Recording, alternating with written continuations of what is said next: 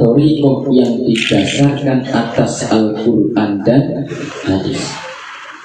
Maka jangan dicampur-campur dengan sesuatu yang selain daripada Quran dan hadis. Maka barang siapa yang mencampur adukan thariqah yang telah diwariskan oleh para sahabat, itulah salah satu daripada orang yang disebut dengan su'ul adab. Orang yang diizinkan meninggalkan zikir itu adalah orang-orang yang ODGJ. Jadi kalau bapak-bapak mau jadi ODGJ, coba-coba itu tinggalkan saja zikir. Insya Allah masuk ke dalam golongan orang-orang yang belok di dalam Pancasila.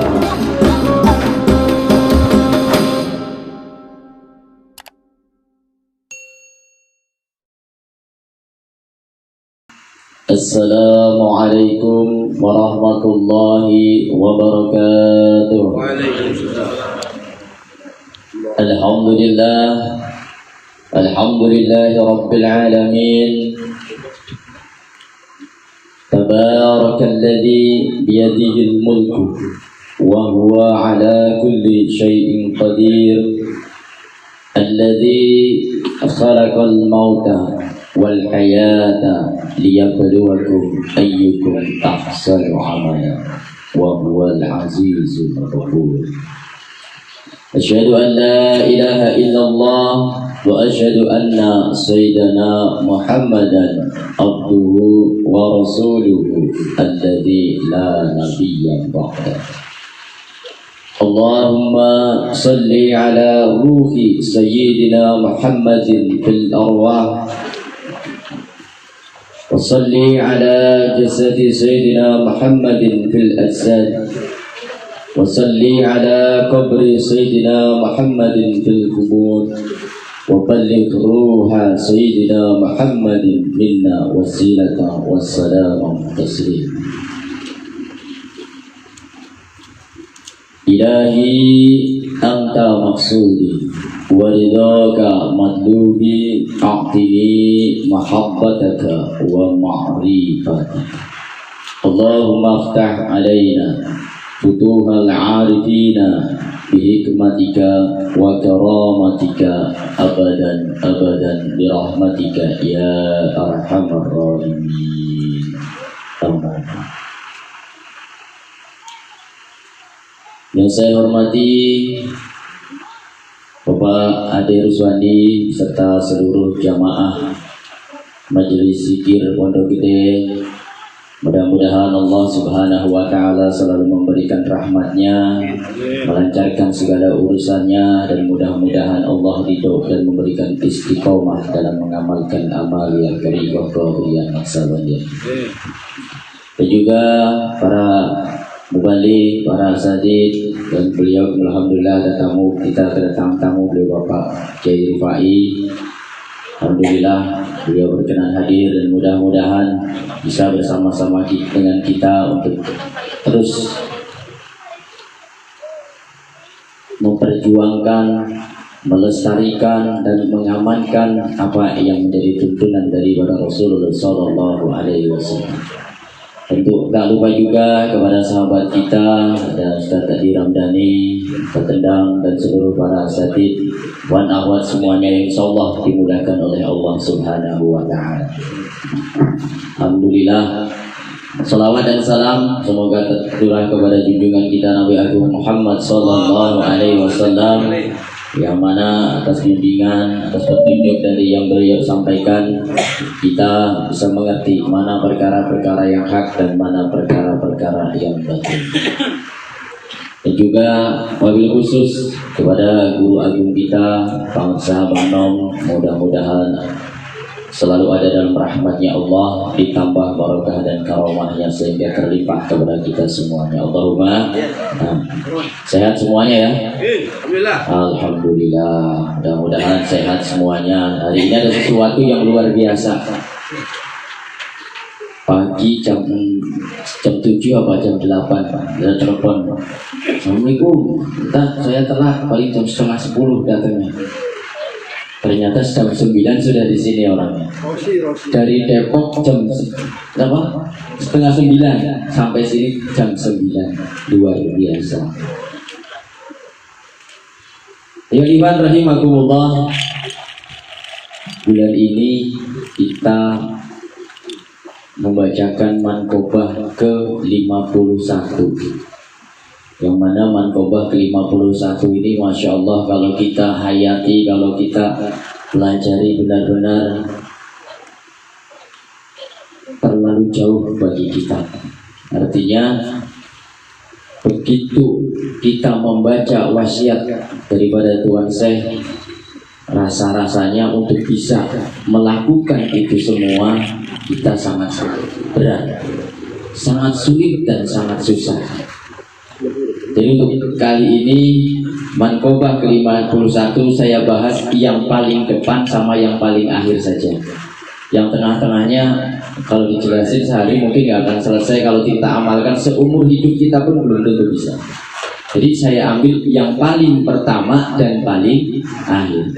Yang paling akhir kalau di dalam bahasa Sundanya itu aitorikoh teh lain heureuy, mata kulah dicampur heureuy. Nah itu akhirnya.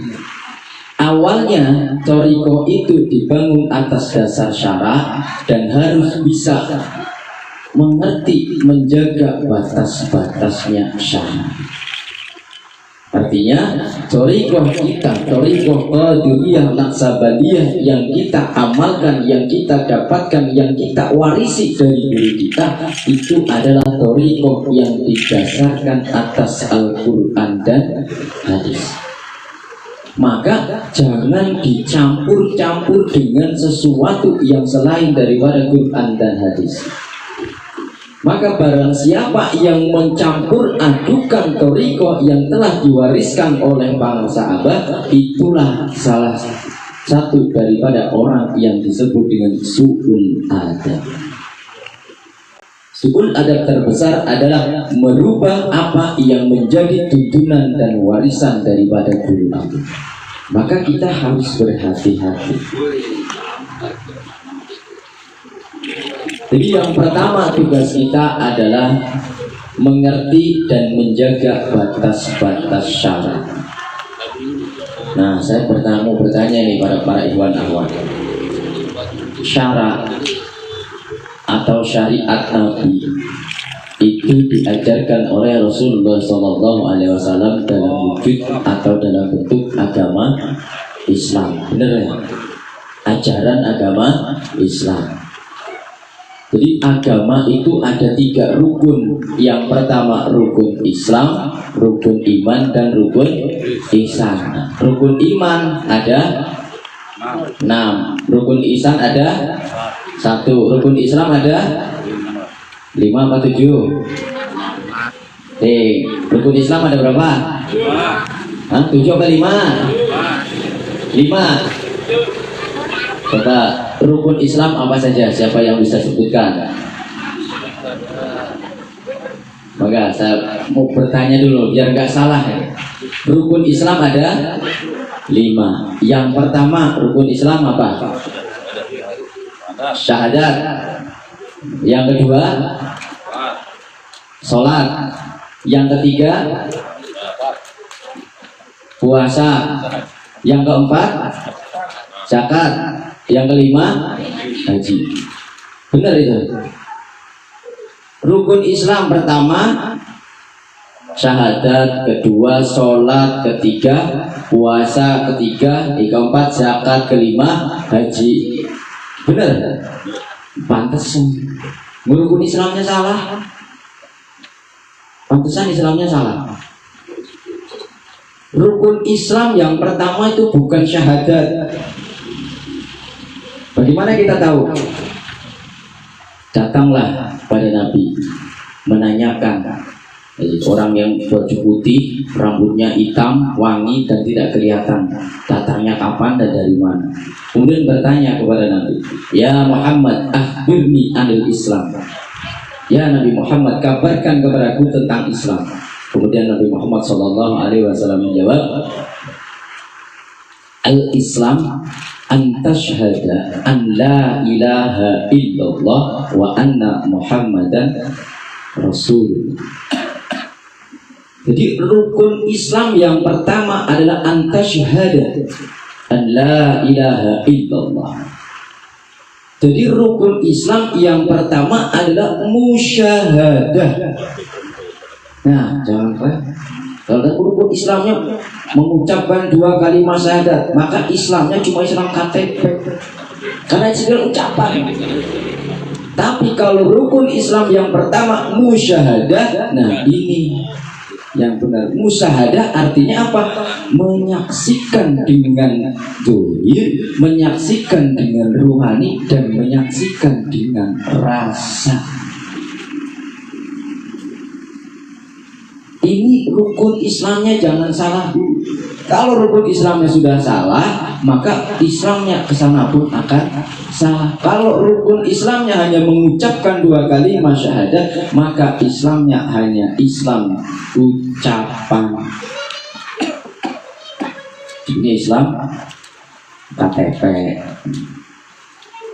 Nah, maka ini penting bagi kita untuk mengerti bahwasanya kita ini harus menjaga dan mengerti pada syarat, yaitu mengerti tentang agama Islam. Yang pertama, rukun Islamnya harus dibenarkan.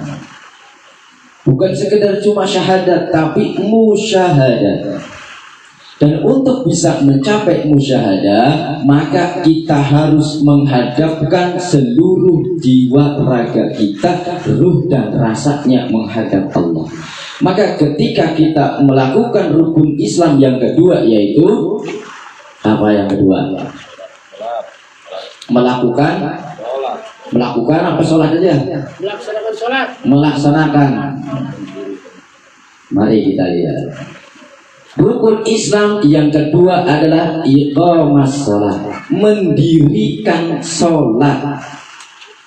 Nih, ini ada pulpen jatuh. Saya mau berdirikan, maka yang pertama adalah gerak, kemudian baru berdiri, terus pegang supaya tidak jatuh lagi, terus menerus. Artinya rukun Islam yang kedua itu bukan melakukan sholat, tapi mendirikan sholat. Kalau hanya melakukan sholat, maka sholatnya hanya sekedar berdiri, rukuk dan duduk saja.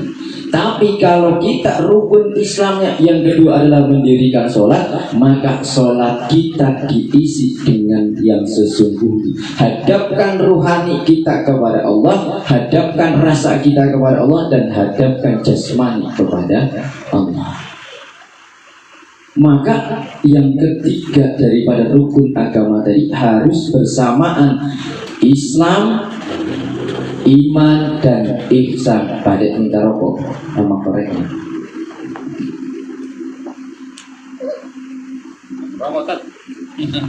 Kenapa kita harus menghadapkan ketiganya? Karena kesempurnaan daripada ibadah kita itu harus semuanya, jasad, ruh, dan rasa. Maka rukun Islam yang pertama adalah musyahadah. Musyahadah adalah merasakan dengan batu kita. Ibaratnya orang rokok nih, Pak.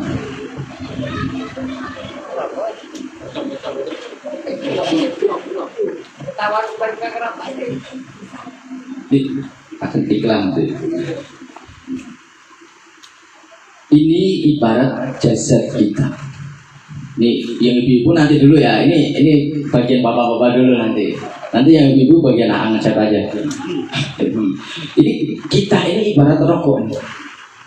Ya kan? Tidak bisa apa-apa dan tidak ada apa-apanya. Kalau misalnya kita buang, ya sudah selesai. Jadi kalau kita hanya sholat dengan jasad, ini sama saja kita merokok tanpa dinyalakan.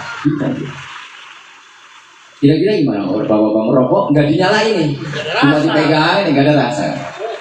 Maka untuk bisa merasakan harus diberi ruh, maka ditiupkan ruh.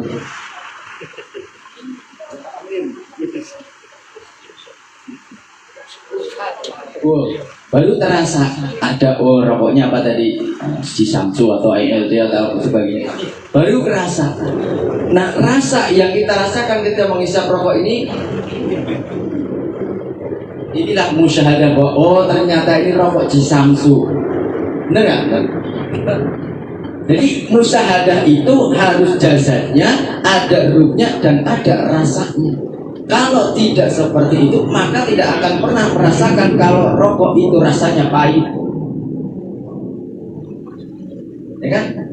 Tidak akan pernah merasakan bedanya rokok Citren sama rokok Jisamsu. Ini harus musyahadah. Nah, maka kita harus mendapatkan atau harus bisa memanfaatkan rohani kita tadi itu dengan baik. Karena apa? Rokok ini umurnya terbatas. Kalau sudah ditiupkan ruh ke dalam jasad, maka umurnya terbatas. Ini kalau dihisap terus satu kali hisap 1 tahun. Apa-apa jangan rokok-rokok 1 kali hisap 1 tahun nih. Jadi kalau rokok semakin lama semakin habis. Kalau udah habis berarti tinggal dibuang. Terkadang ada yang sampai habis sampai gabus-gabusnya, terkadang baru dinyalakan sudah dimatikan. Maka umur manusia pun sama. Ada yang panjang, ada yang pendek. Supaya manfaat. Nah, tadi kalau yang rokoknya ahli zikir beda lagi.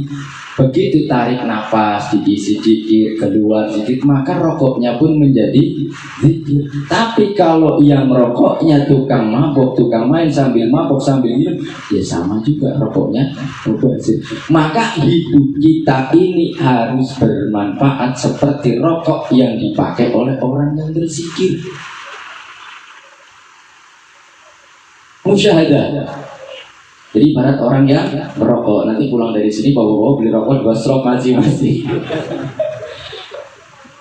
Jadi musyahadah itu adalah rasa kita.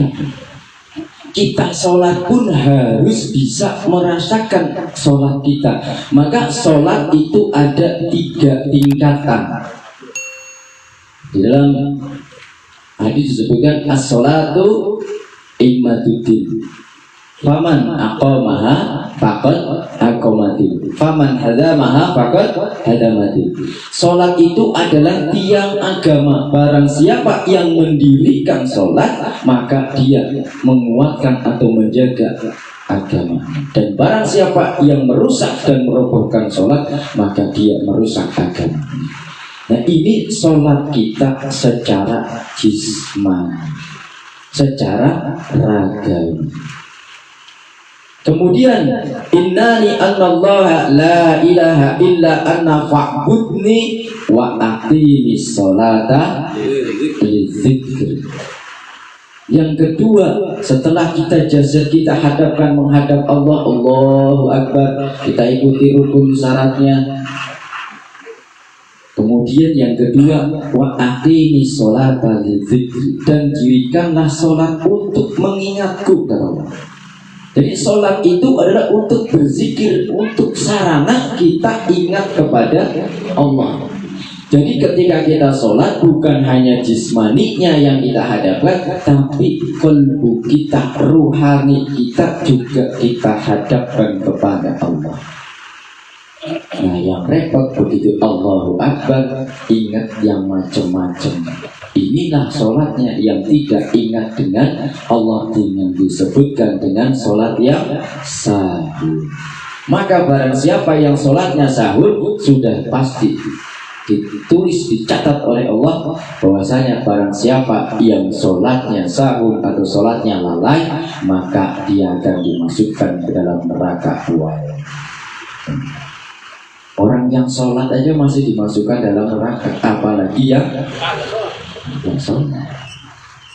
Maka sholat yang pertama secara jismani, sholat yang kedua secara ruhani. Kalbunya harus ingat kepada Allah, harus diisi, harus dihidupkan dengan apa? Dengan zikrullah. Maka Tuhan saya mewajibkan bagi kita untuk mencari penghidupan hati supaya sholatnya tidak sahur tadi. Kata Tuhan saya, yajibu alal kulli insan ayatluba hayatal qalbi qoblal fautil waqti min ahli talqin wajib bagi setiap manusia untuk mencari penghidupan hati dari seorang ahli talqin sebelum datangnya kematian. Nah, kalau kita sudah datang kematian, sudah tidak bisa lagi mencari ahli talqin. Lantas siapa ahli talqin? Lantas siapa orang yang bisa menghidupkan hati kita? Dijawab di dalam surat Al-Kahfi ayat 17. May yahdillah fahuwal muhtad fama yudlil falan tajida lahu waliyan mursyida.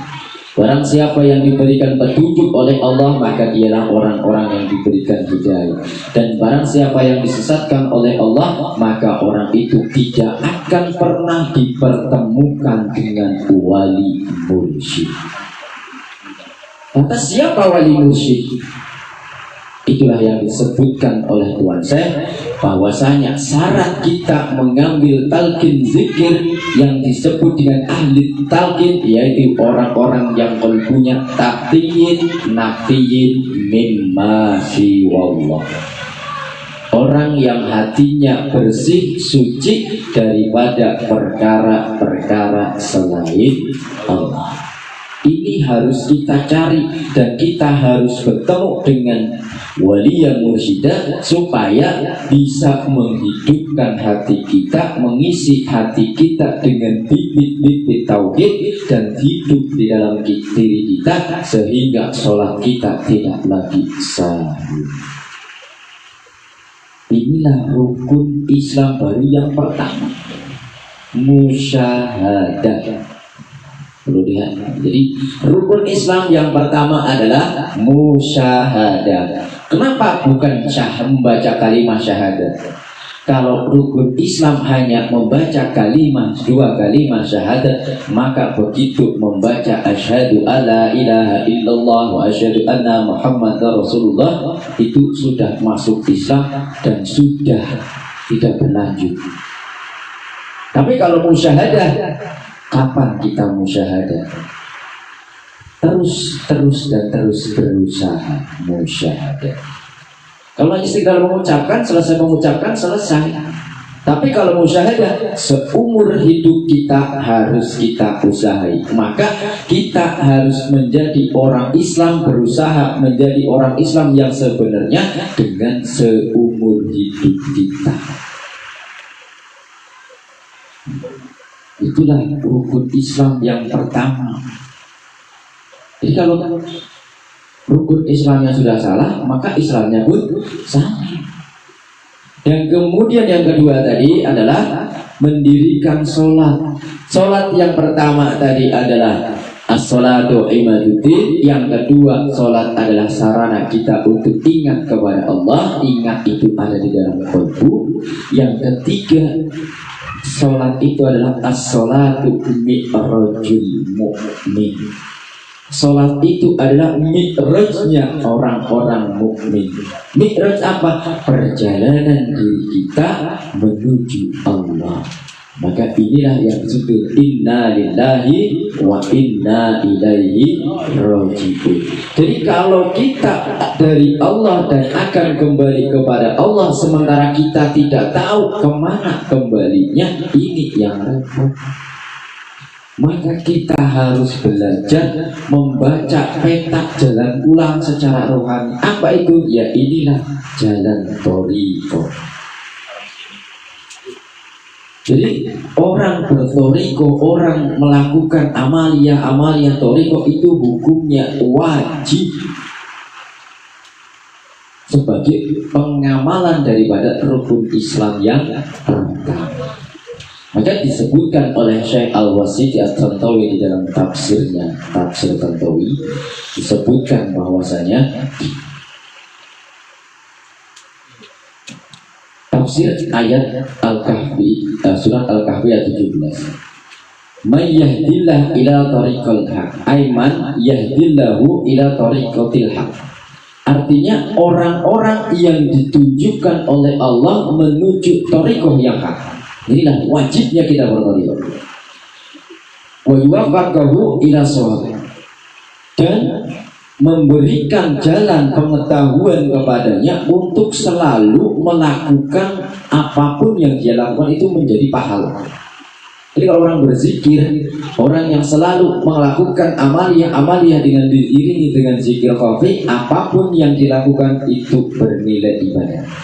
Tidur pun bernilai ibadah, bekerja bernilai ibadah, apapun yang dilakukan bernilai ibadah. Karena apa? Dibarengi dengan ingat kepada Allah. Bahwa maka orang-orang yang masuk ke dalam thariqah tadi itu al-muhtad, orang yang diberikan petunjuk. Bahwa al-faizu bihadil aufiri fitaro'in, maka orang yang diberikan petunjuk tadi itulah orang-orang yang mendapatkan keuntungan dua kebahagiaan di dalam dua zaman atau dua tempat, yaitu di dunia wal akhirat. Jadi kalau kita mau ingin bahagia dunia akhirat, maka wajib untuk masuk ke dalam thariqah dan mengamalkan thariqah. Thariqah yang seperti apa? Yang tadi disebutkan di dalam manqobah, yaitu thariqatul dzikri yang didasarkan atas Al-Quran dan hadis. Nah, maka Nabi Muhammad SAW yang diceritakan oleh Ibnu Abbas bersabda bahwasanya lam yaqdar ahadun fi tarki dzikrillah illa man ghalaba alaihi aqluhu. Tidak diizinkan seseorang itu meninggalkan zikir ingat kepada Allah kecuali orang itu yang telah dikalahkan akalnya. Artinya orang-orang yang diizinkan meninggalkan zikir itu adalah orang-orang yang ODGJ. Jadi kalau bapak-bapak mau jadi ODGJ, coba-coba itu tinggalkan saja zikir. Insya Allah masuk ke dalam golongan orang-orang yang nugelo gitu kalau bahasa Sunda mah. Jadi kita ini tidak boleh tidak diizinkan untuk meninggalkan zikir kecuali kalau kita termasuk golongan orang-orang yang tidak wajib. Mudah-mudahan kita semuanya selalu istiqomah dalam mengamalkan zikir, selalu berusaha untuk menghadapkan ibadah kita baik jasmani, rohani ataupun rasa. Jadi bisa musyahadah. Yang kedua sholat atau mendirikan sholat. Yang ketiga adalah tasawma Ramadan. Kemudian yang keempat adalah tu'tiz zakat, memberikan zakat. Memberikan artinya mengeluarkan, bukan hanya sekedar perhitungan-perhitungan, tapi mengeluarkan. Nah, yang terakhir adalah waktu hijul baiti ini stato'a ilaihi sabila, menunaikan haji seandainya kuat dalam perjalanannya. Inilah perjalanan, ada yang secara zahir, ada yang secara ruhani. Perjalanan secara zahir ya kita harus secara jismani daftar ke Depak, ikut haji, kemudian terbang ke Baitullah, tawaf di Baitullah. Perjalanan secara rohani adalah wukufnya kita dengan zikir kita, yaitu zikir khafi di dalam latifatul qalbi. Mewukufkan 7 latifah yang ada di dalam diri kita, yaitu wukuf di latifatul qalbi. Maka haji secara syariat kita harus ke Baitullah. Haji secara hakikat ini adalah merasakan wukufnya qalbu kita, ingat kepada Allah. Rukun Islam hanya 5, tapi Masya Allah yang satu saja belum, apalagi yang kedua, apalagi yang kelima. Maka harus terus berusaha, terus supaya apa? Supaya benar-benar menjadi orang Islam, bukan sekedar Islam yang mengaku atau warisan. Nah, untuk bisa itu semua maka kita butuh bertemu dengan seorang wali yang mursyid untuk menghidupkan kalbu kita supaya terus berzikir ingat kepada Allah. Alhamdulillah. Mungkin itu yang bisa saya sampaikan. Kemudian kita ada tamu dari Pak mau kita berikan kesempatan kepada beliau untuk memberikan tausiah kepada kita. Mudah-mudahan apa yang beliau sampaikan manfaat bagi kita semuanya. Dari saya kita akhiri sekian, billahi taufiq wal hidayah. Wassalamualaikum warahmatullahi wabarakatuh.